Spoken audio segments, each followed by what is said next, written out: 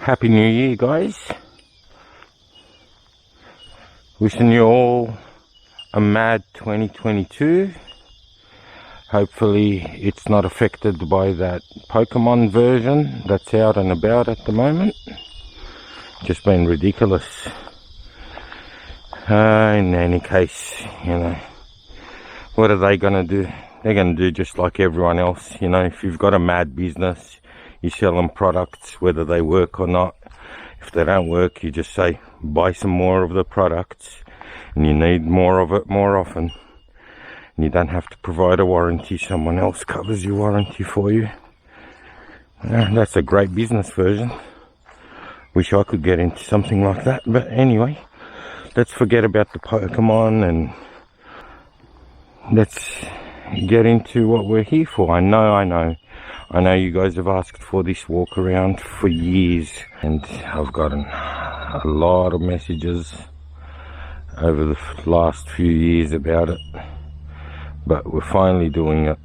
If we start at the front, I've got a custom made high mount winch bar. I made that with just leftover materials I've got. It's as high as I can get it. Nothing is lower than the chassis rails. All sits above it. It's overbuilt for what it is. 20mm plates for the recovery points, 10mm.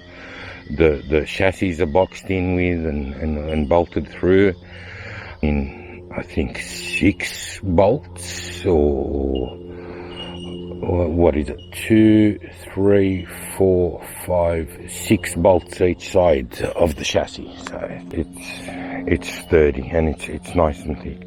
On top of that, we've got the high mount. It's just a standard one. I've pulled it apart, not rebuilt it, but cleaned it up, put a few new seals in, checked it all that it's fine, and it's working great. Originally I was going to put a bash plate where these angled plates are that I've made, but I realized that I don't really need a bash plate there. So what did I put instead? Put a light bar. I don't expect that light bar to last forever there. I'm pretty sure it will get smashed, but we'll deal with that when the time comes. Headlights, they're standard candles at the moment. They're really shit. I've also got a whole new set of LEDs for the side markers and rear tail lamps and what have you. I might put them on. If you guys want to like have an install video, let me know. Behind that, I've got a stainless steel mesh wheel arches or flares. These are 2 sets of rear TJ flares. These are aftermarket. The ones I ran before these, I do like the shape of them more than these, to be honest.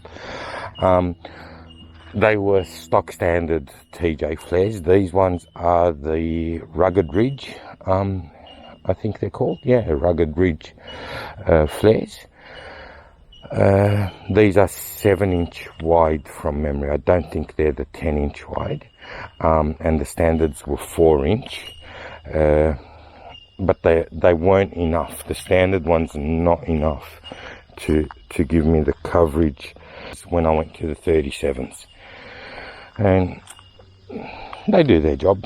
In general I like the look, but I do like the old ones more. It took quite a bit of work to get them to fit. The opening on them is huge. Like the standard flare will just fit inside it. So I'll try to get a clip of the standard one within it. So that's the original flare. Let's compare that to the flares we've got and how they sit. So the originals sat there, okay. The top of the arch sits higher than the inner box, whereas these used to sit way lower, so it just swallows it all up. And they're the same size in terms of the mouth, the opening, as the ones I ran before, the ones that I really like. The tires at the moment, I've got the Maxxis Trepador. These are the competition spec. What are they called? Gooey compound? Oh, sticky compound. And yeah, gooey compound. Anyways, great tire, phenomenal tire. It's a cut above the rest, and you guys really know I love my Toyos, and I do have a brand new set that I am swapping out. Depends on what trip we're going to, how far, what sort of stuff I'm expecting to do. We've got the Toyo Open Country MTs in a 35, and that's actually where I copped most of the damage on these flares, is when I ran the 35s. These flares are just too wide for it. So I've changed the mounting system on them, and I can remove them fairly easy and put them back on. The rubbers are wrapping around dynamic bead locks. I think they're 17 by 8. What are they? 17 by 9 actually. So we're running dynamic bead locks, 17 by 9. The round hole, I do like them. I do like the look of the round hole, more than those triangles that I'm running with the Toyos. I do like the steel bead locks. Don't get me wrong, the alloy ones are beautiful and probably stronger. But when something goes wrong with these, when they're leaking air or something, I just get the lumpy, bash them straight, and they're fine again. Yeah, the bolts stick out. It's possible to grind it on a rock and snap a bolt head, but I haven't had that happen. The rock sliders, they are fantastic. They are very, very solid. Mounting plates are 10mm, and there's 4 of them on the outriggers, and it is solid. It's 5mm wall, 100 by 75. Moving across, we've got the Alucab Gullwings. These have been great. I do like the fact that they're a very smooth profile. There's not really much sticking out. No big hinges or latches. Not that you're going to get snagged on a little thing like that, but yeah. The one thing I was worried about when I first looked at these was the fact that there's no hinges. It relied just on this rubber strip. But it's held up for years now, and I thought that would fail and be an issue. Held up for years. It's dust, water doesn't get in. It's all resistant like that. And I've got the boxes, and that's on both sides. So this side I've got some fluids underneath. What do we have on this side? Oh, a bra. We've got a bra. I know I need a bra, but I'm not sure if the car needs a bra. But if you know what that is, let us know what that is. Okay, so normally when we go, this side will have all the camp cooking stuff. So my cooker, my hot plates, pans, stuff like that to cook, all go in there. Alright, let's go to the other side. Other side, what does this side normally house? Let's have a look. These probably do need a clean. They're a little bit tight, the buttons. But yeah. Okay, so again, this side, down the bottom, normally the air compressors in here, that's leaking again. That's one of them, what do you call them? Those forward drive action or full 24/7 air compressors. And here, this thing, I don't know why the hell I still carry this thing. I've had this for like 25 years, since I had the Triton, mid-90s I think. Anyway, that's a bloody blow up doll, airbag, not blow up doll, that's something else, don't worry about that. That's an exhaust jack. So yeah, I don't know why I carry it. This exhaust probably has too many holes to actually let it lift anything. We'll just go out the holes in the exhaust. So you've got to have a good exhaust system for that to actually work. The mud flaps. So this is my design of mud flap. I know there's about 8 or 9 cars now that are running this system. Great system, really fast to put on and take off.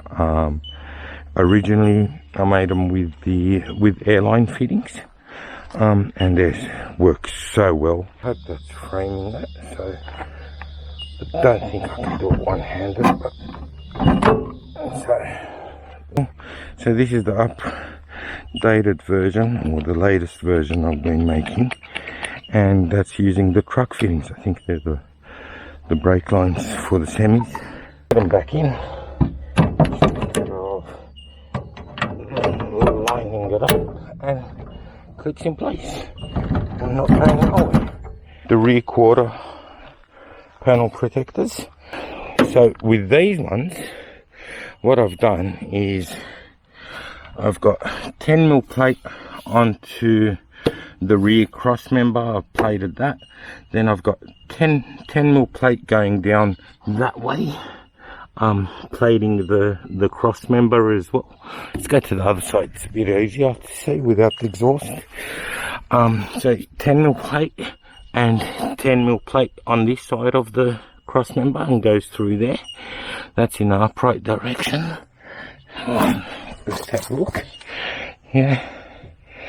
And then out of that, I think these were M14s and these were M20 bolts, so 2 and 2 bolts. I haven't found the need to brace back to the chassis with these. They seem to be holding up really well, and I could attribute that to them being quite short now, because those wheel arches have really taken out a lot. The rear quarter screamed much higher.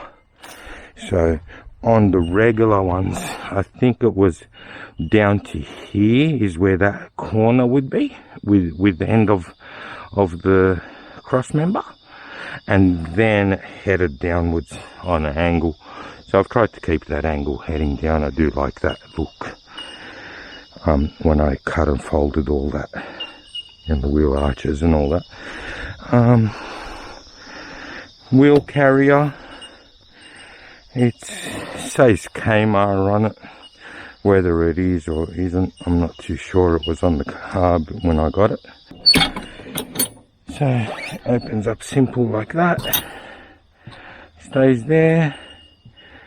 But whether it's, like I said, I'm not sure if it is Kmart. To me it just looks like a hub, and it's been, an arm's been welded onto the hub, etc. I can move this out and run the wheel the correct way, but I've run it backwards instead, inside out. Rear light, that's got a switch in the back here. It's not connected to a reversing light. I've got a whole set of new lights for this thing anyway, so let me know if you guys are interested to watch that. That's a delete for the old wheel carrier. Then we've got the recovery hitch there. It's with 2 pins, not 1. Inside, checker plate this side, just so things hit into that. Maxitrax original, they do everything, including keep your tank clean. Draw system, not too sure what draw system that is, but it's pretty good. It's on ball bearings. I haven't cleaned it up in a while. What do I normally carry in here? So this box is specialty stuff: wheel bearings, seals, circular pliers, stuff that is rarely going to be used. some tapes and yeah, and then a few tools, screwdrivers, pliers, etc. A bashed scraper, hose, zip ties, never leave home without them. A few rags. Up here normally, when we go on the trips, I'd have the cordless tools, grinder, drill, with a few bolts and nuts and electrical connectors. That's a spare front prop shaft. In terms of spares, I carry showstoppers or stuff that's going to end my fun early on, like a front prop shaft. I've got a rear tail shaft there. If I lose one, I can still get home, but if I lose it early on a trip and I still got 3 days left of wheeling, I want to actually wheel. But what I mean with showstoppers is like wheel bearings, simple stuff. Wheel bearings I'll carry master cylinder, brake pads, something that goes wrong that'll be a nightmare. So far so good. With all the breakages I've had, always driven home, so lucky with that. Fire extinguisher, I don't know if this is a gimmick or not, but how big is that? 1 kilo, 2 kilos, whatever it is that going to be enough to turn off a fire, or is that just going to get exhausted before you turn off one flame? Those are the alu cab boxes. I did contemplate making some sort of shelving here, and well, I might do that at some stage between the two boxes. I might not. I've got a air compressor and tank system going up here and possibly on the other side too. If you guys want to join me on that build, I'm about to start that one. I've almost got everything I need. So I bought these protectors. They're only the plastic cheap ones. I didn't want the metal ones because I didn't actually find any that bolt onto the panel. They all bolted on these 2 screws. So the way I thought is, if they were really strong, all they're going to do is just transfer the hit and break the actual light or lens at that position, whereas these plastic ones, they've broken here when that's happened. So that does the trick for me. Built this battery box next to the single seat. That's housing 2 secondary batteries there. And yeah, so false floor. I've got 2 trays, one on either side, 2 trays. And again, what do we carry? Belts, fuel filter, oil filter, wires, fuses, electricals, some hoses, power steering hoses, you know, things like that in this side. So it's very simple. It's not the greatest. It's not on wheels or something, and it is hard sometimes. What else? Rear spare tail shafts. I've got a spare a tie rod or track rod. Jumper if I have to get dirty. This looks like what? Trailing arm bolt. I have to put that somewhere. What's this? Bead breaker. So that's actually not mine. That's a friend of mine, and he lent me that. And I think 3 or 4 occasions I tried giving that back to him on the trail, and he's like, later on, and we keep forgetting. So after the last time I told him this was going to sit under my passenger seat in the back, grab it whenever you want. And the passenger seat is gone, but he still hasn't grabbed it. So that's the 2 secondary batteries there. what are they? I think they're only lead acid ones or calcium acid. I don't know much about that, but they're about 80 or 90 amp hours each. Out of that, we've got an Anderson plug. I might run a solely secondary Anderson plug, but I don't run too much stuff that sucks a lot of juice here. What I do run off an Anderson plug is the air compressor and the fridge. So it's not like it's constant. I really only need one. Got a couple of cigarette lighters, couple of USBs, 100 amp fuse on this end, and 100 amp fuse on the other end near the other battery, or near the main battery. So normally how do I set up? The fridge will be here. Behind the fridge where I can reach will be the my recovery bag with all the shackles, etc. Shackles, straps, all that good stuff, or not so good stuff, and then a few bags and bits and pieces back there.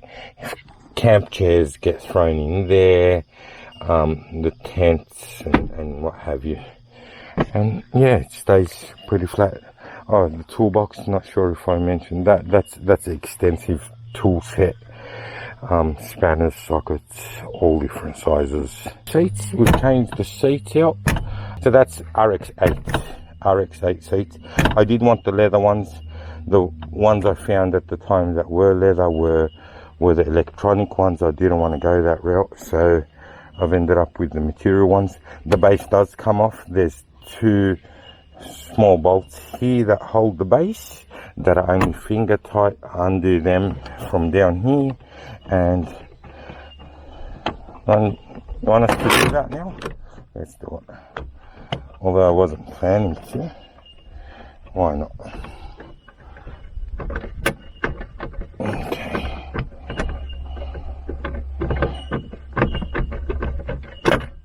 So, but just to show you before I pull them out, so that's the two bolts just for the base. I can still reach the battery box if, say, I was going to run an air compressor. Bang, there's my hot or positive red, and bang, there's my negative, and I've got my circuit to run. Okay, so with these seats, let's put it there. It's nice and dusty in here. What do we have? We've got the air compressor for the front and rear lockers. We've got the main starter battery, okay, which also runs the wind. And then we've got which you cannot see, there's no way you're going to see that. I'll try to put up a picture or a link or something of my dual battery system, which is a trackside USC something. So that's the battery box. Okay, we'll put in those bolts later on, after they're lost, of course. Okay, so what do we have? Winch cutoff. We've got a negative, positive cutoffs on both sides. The old fuse box. Then I've got the box around the bell housing, so fuses are still in original place. And then I've got this box, fancy cup holder. Let's have a look at this cup holder. Very fancy. If someone can suggest a better cup holder, this one's coming to the end of the life, let me know. Or even where I can find one of these cup holders, but this one's more like a bolt holder or something. Anyway, underneath in this box, underneath that, there's, if you can see, there's some more fuses and stuff there for extras that are going on. Let's jump in the other side and keep going. Okay, so when I do run the secondary tank, fuel tank. That's my filler for it. It's not in there at the moment. I don't need it. These risers, these spacers, these are great when I was running the standard seats to give you a bit more leg room, but these seats are higher than the standard, how they sit. So I'm probably going to get rid of these spacers and mount them direct to the seat box, or a smaller spacer. Okay, so that's the other cutoff. Positive, negative, like I said. Small steering wheel, which really helps me in my leg room and what have you. Probably makes it harder to turn. All the gauges are VDO or Voodoo or whatever they're called. I just seem to like them. So this one gets its pulse off the alternator, off one of the stators in there.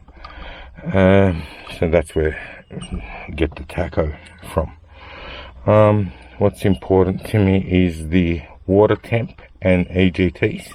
They are right in front of me. I'm looking at them all the time. The 3 batteries, that's my main, that's my 2 at the back there. Okay, that's the system as a whole. Voltage, oil temperature, and how I know things are running okay. And I've had a couple of times where they didn't run this way and knew something was wrong. Is the oil temp will always lag a little bit behind the water temp. Then I've got oil pressure. Don't really look at this much, except when I first start up and first start driving, and I'll look at that when we are on a big slope and I'm stuck and I'm having many attempts, or I'm stuck and just sitting there with the engine on. I will keep an eye on oil pressure. That is the switch for the transfer pump. Voltage again, a couple of accessories, a main cutoff for the dual battery system, which runs through this controller that can control whether to hook the batteries together, to keep them separate, to turn them off. And you've got boost gauge. I used to have what are they called? Those meters that tell you how much amps you're sucking through the batteries or what have you. Used to have one of them, that broke, haven't replaced it. What else do we have here? Okay, so we've got 2 thermo fans we're running, and the thermo fans, I've got one completely manual, so it's either off or on, and then I've got another one which is on auto. It comes on at 86, 87 degrees, and it turns off at 83 degrees. So basically it's the same as the thermostat, and those are Celsius. For the guys using Fahrenheit, I think that's like 500 degrees or whatever it is. You can work that out. Then I've got a well-tempered 5-channel. I'll run through its tests.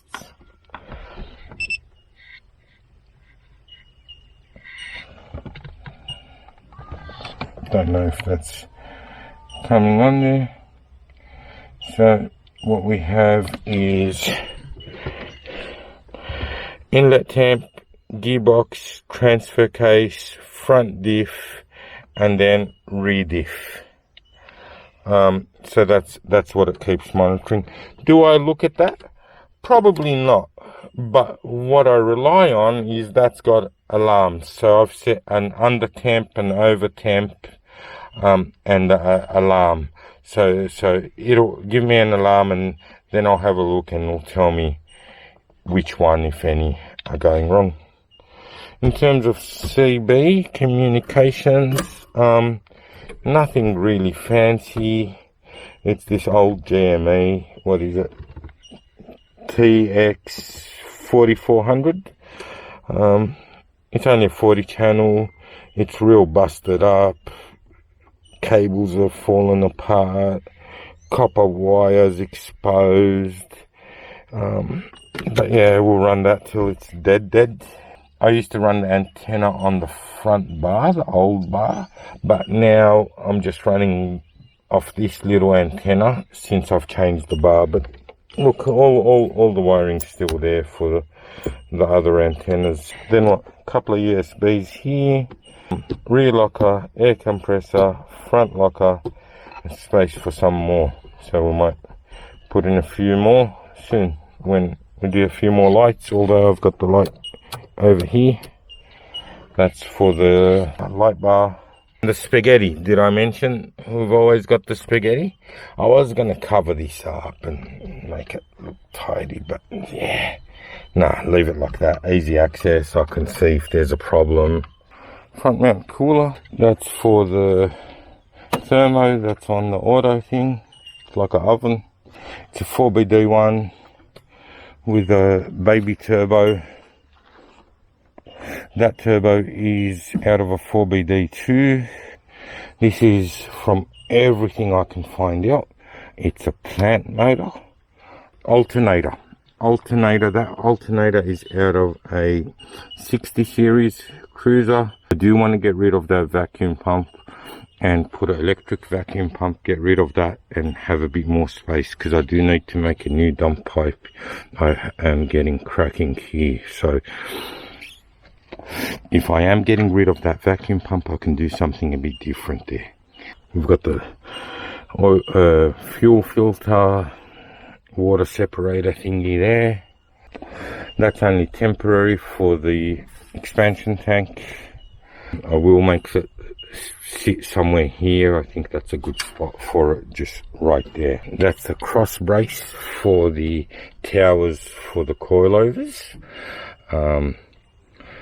The towers are so tall, they're like just about in line with the tops. So that's as high as I can get them. Breather lines. So we've got front diff, rear diff, and gearbox and transfer case on a T-piece. I might run them all the way singles. Steering box. So originally this had the 3-bolt, had problems with that, went to the 4-bolt. Had problems with that, got another 4-bolt, didn't last long with the 37s, so I've decided to go hydro assist, and that box I've tapped and ported for the hydro assist RAM. So I went 1 3/4 inch PSC RAM. I was a bit concerned that going such a big one, well, it's not huge, but big compared to the Gwen Lewis style. I was worried about the speed, and my worries were justified, and I did have to pull apart the power steering and high flow that. So it's got custom brackets, custom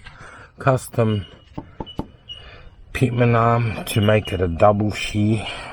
And I'm running EMF ball joints with the long pin on one side and a shorter pin on the other side. Drag link is 1 3/4 inch alloy, 70-75. I'm not worried about bending that, but what I do worry about is the threads. Adjustable panhard. I probably could get the adjustment even better, but it's good enough. Front diff, it's a Rover housing that's been braced top and bottom. Pumpkin's also been plated, but I had this diff guard anyway, so I've decided to use that regardless. Swivels are slotted. Do the caster correction via the swivels. I'm running the narrow arms in a wide diff, and this was working fantastic, allowing it to have a bit more twist before they bind. But since I've gone to the Super Pro bushes where they've got that lip on the side, I've lost a bit of that, but I'll switch back to the rubber once these are destroyed. Internally, it's basically Toyota internals 30 or 32 spline, I can't remember. So it's the high pinion Toyota third member, and running, was it RCVs or trail gear, one of the two, CVs and inners. Basically a 3.5 inch lift. It does look like it's more, and we'll do that when I compare the original wheel arches, and we'll see. 14 inch Fox factory, only the baby ones, 2.0 coilovers with, what are those springs called? The IBAC springs. What are the rates I'm currently running? 175 over 200. Bearmac tie rod or track rod, whatever you want to call it, depends what country you're from. The front prop shaft, that's out of a Puma, shortened. They run the bigger UJs, so they're great. Because of the high pinion, it's just about running straight at ride height. Braided hose lines, extended all around. Still running standard bump stops, but the striker plate has been lifted with the brace, so that works out well. See the back of the sector shaft of the steering box. I am making a sector shaft brace. If you guys want to join me on that, I can make a little video about what I'm doing and how I'm making that.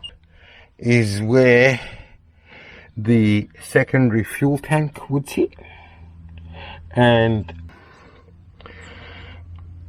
that's the filler port we looked at under my seat. We've got some chassis rail protectors, and that continues all the way through to the trailing arm mounts, and these are brilliant. Doesn't matter what arm or system you run. If you're running a Rover style trailing arm mount at the chassis, you'll know exactly about getting hooked up and getting into all sorts of trouble with that. With these sliders, they're just great. X arms, so basically they're fantastic. Initially, years ago, when I looked into these, people were worried that once the bush, it's basically a big ball inside a big bush, so it can articulate really well. And once that hard plastic, resin, Delrin, whatever material he uses, starts to wear, people are worried it's going to knock inside this. You can just put some gasket paper and tighten it up when it needs be. The arms are actually modified, so his arms are much chunkier than standard, but I've modified these once I've gone to the 37s. So I ran them the way he's built them on 35s. 37s, I've got 5mm angle at the bottom as a slider, and then I know it's overkill, 10mm plate 10x50 as a backbone. I know that's overkill, but that's what I had at the time. So I've gone with a standard tail shaft. Now the rear disc, that's been converted to a Dana 60. Okay, so Dana 60 ring and pinion, and it's a 35 spline. Okay, so I had originally the yoke that came with it was for 1350s. I've then been able to find 1330, 1310, and a yoke. I found a yoke to suit the ring and pinion set that I have with 1330s. So I've gone 1310 by 1330 units, which is mind-boggling to me. How the hell do they get that to balance and not vibrate and what have you? It's 1330, 1310, or even the 1350 ones, which would be even worse. So that's in terms of the tail shaft. The gear set is, I think I went with Motive gears. So motive, ring and pinion. Again, front and rear ARB air lockers. The rear is a 35 spline, shafts, custom spindles and all that, and the hubs are machined out to suit. The shocks, these are 12-inch 80 series fronts, have been revalved by Dobinson's, 420 over 160 or something. I do like the shocks firm. This thing we didn't talk about here, that's my transfer pump for the secondary tank to pump through to the main tank. So that's what that is. In terms of the rear springs, they are a custom rate. Talked about the springs, but just to recap in case the battery turned off earlier than I thought, those are 3.5 inch lift variable rate Dobinson coils. It's a Rover Salisbury housing, actually, not a Rover, Salisbury housing. Originally drum brakes, I've converted to disc brakes. 35 spline Moser engineering shafts. Striker plates have been raised on the rear diff. A-frame ball joint, that's a wide angle A-frame ball joint. It's one of those adjustable ones, the pain in the bum adjustable units where you got to knock it out and then knock it back in. Chassis, and that chassis rail has copped a beating. Look at that. So we'll have to cut and replace that rear. And the fuel tank, I'm missing about what, 10 litres, so I'm gonna have to replace that tank or do something with it. Pull it out, do a bash plate system. If anyone's got suggestions, let me know and I might make something. We've covered a lot of things. I'm sure there's a lot that I've missed. I do have a Discovery 2 TD5 now that I am building up. So I've done the re-gearing. I've got 437 gears in there. If you guys want to see more of that build, let me know. If there's something you want to know more details about, I can make a whole video on each thing if you want. Like the bar, for example, the front bar, the process I went through in terms of building it out of cardboard first, cutting it out, changing the shapes, what have you, and then making it out of metal. The front diff, what I had to go through to get that to work, the rear diff, etc, etc. So just let me know. But again, I'm surprised you guys wanted this walk around. It's a simple old girl, nothing too fancy. I'm looking forward to reading all the comments on the old girl. I hope you're not too disappointed, and I'll see you guys out on the trail. Thanks a lot for tuning in.